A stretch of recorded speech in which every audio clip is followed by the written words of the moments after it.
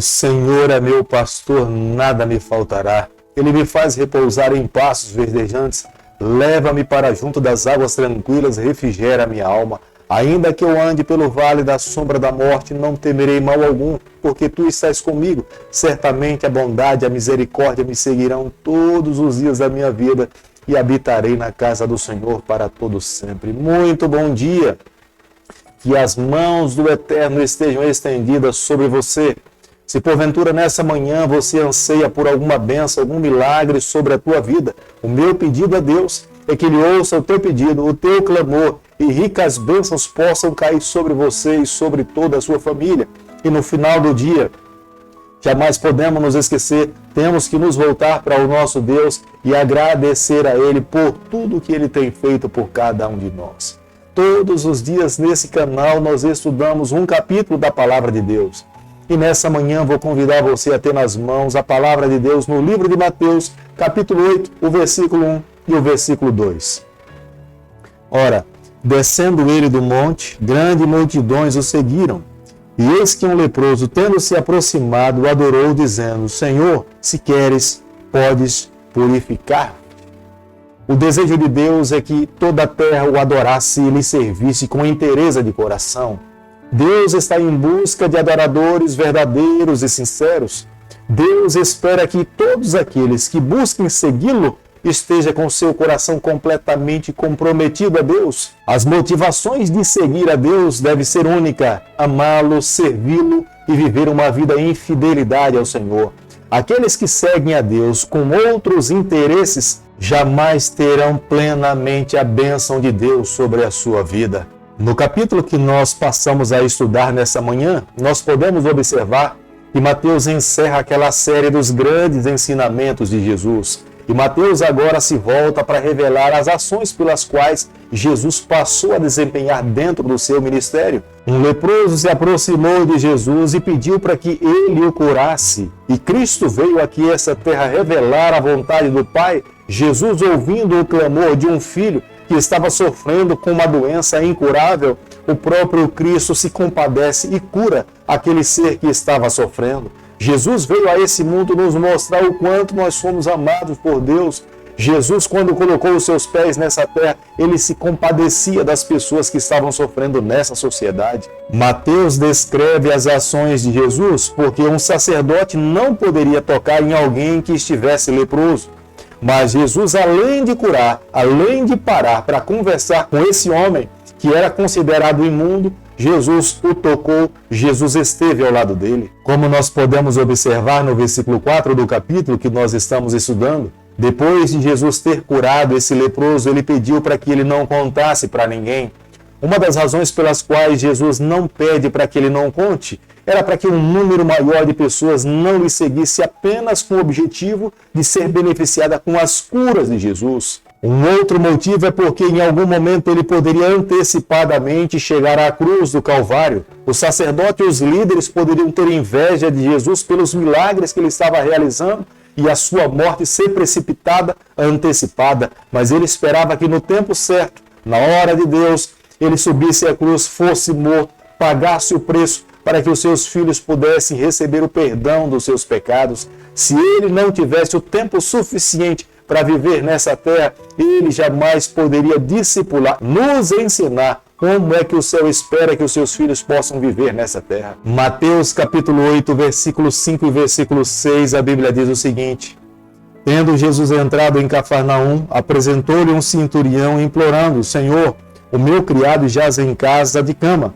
paralítico, sofrendo horrivelmente. Podemos observar que quando Jesus esteve aqui nessa terra, Jesus dedicou grande parte do seu ministério para amar e cuidar das pessoas que estavam sofrendo nessa terra. Jesus foi à casa de muitas pessoas, mas Jesus agora é convidado para ir à casa desse centurião. Observamos que Jesus tinha muitas coisas a fazer, mas Jesus ouve, Jesus para, Jesus dá atenção a esse homem.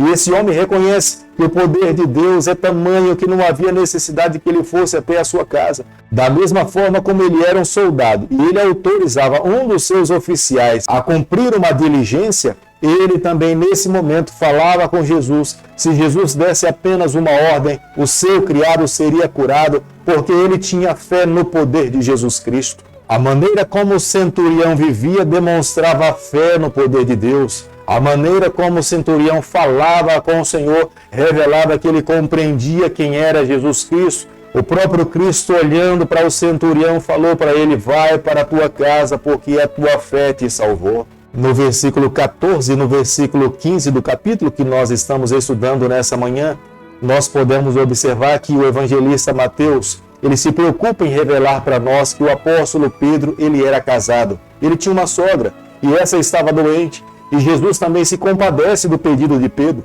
E Jesus vai à casa de Pedro e Jesus ali cura a sogra de Pedro. O Deus que nós servimos é um Deus pessoal. O Deus que nós servimos, ele busca estar presente na vida dos seus filhos. O Deus que nós servimos é um Deus que se compadece das nossas necessidades. Ele não mede esforços para realizar milagre na vida dos seus filhos. Quanto mais nós clamamos por ele, mais ele está disposto a suprir aquilo que nós precisamos. No versículo 17 do capítulo que nós estamos estudando nessa manhã, podemos observar que o evangelista Mateus, ele se preocupa em revelar para todos nós que Jesus é o Filho de Deus. Ele é o Messias prometido, que os profetas do Antigo Testamento falaram e profetizaram. Agora, no Novo Testamento, Mateus tem a oportunidade de revelar e escrever a respeito do Filho de Deus que colocou os seus pés nessa terra para nos mostrar o caminho ao voltarmos à casa do nosso Pai. Mateus capítulo 8, versículo 24, a Bíblia diz o seguinte: E eis que sobreveio no mar uma grande tempestade, de sorte que o barco era varrido pelas ondas. Entretanto, Jesus dormia. Jesus era o Filho de Deus que veio a essa terra nos mostrar a vontade do Pai, uma junção do divino com o ser humano. E enquanto esteve aqui nessa terra, Jesus não usou a sua divindade para o seu próprio benefício.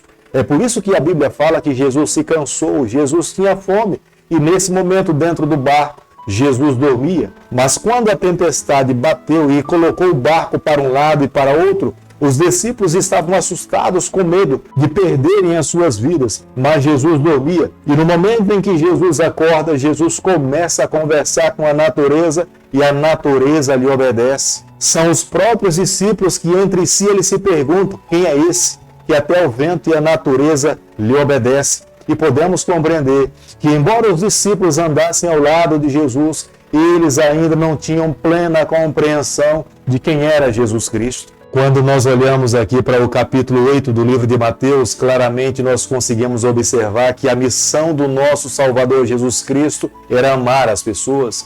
Jesus não veio libertar os judeus do jugo de Roma. Jesus veio libertar a nação de Israel do jugo do pecado. Jesus esperava que aquela geração entendesse, ele recebesse como sendo o rei dos judeus, mas o rei espiritual, um rei que os libertaria da escravidão, do pecado que há tanto tempo atormentava o seu povo. E Deus esperava que eles agora, na plenitude do tempo, colocando os seus pés nessa terra, eles os recebessem, o amassem e entregassem os seus corações exclusivamente para o Senhor. Mas podemos observar dentro da palavra de Deus que foram poucas pessoas que conseguiram compreender que Jesus é o Filho de Deus. Embora muitos tivessem a palavra de Deus nas mãos, foram poucos que receberam a Jesus como Senhor da sua vida. Hoje, o que Mateus escreveu para aquela geração nos traz um alerta que nós corremos o mesmo risco. Corremos o risco hoje de termos na nossa casa muitos exemplares da Bíblia e não conseguirmos compreender que o nosso Deus está dizendo para nós: eu estou voltando, muito em breve voltarei a essa terra para levar para vir morar comigo todo aquele que me amou, aquele que me recebeu, que me aceitou e está disposto a viver para mim. Hoje, amigo, é o dia de nós nos colocarmos nos braços do Pai, recebermos o Senhor, pedirmos perdão dos nossos pecados e vivermos exclusivamente para o céu. Querido Pai, em Tuas mãos nessa manhã nós nos colocamos. Queremos viver exclusivamente para o Senhor. Perdoa os nossos pecados, molda o nosso coração, nos conceda a graça de vivermos exclusivamente para Ti. É o nosso pedido e a nossa oração e nós fazemos em nome de Jesus. Que o Senhor te abençoe e te guarde. Que Ele faça resplandecer o seu rosto sobre você, que Ele tenha misericórdia de você, que sobre você nessa manhã Ele levante seu rosto e conceda a sua paz em nome de Jesus. Amém.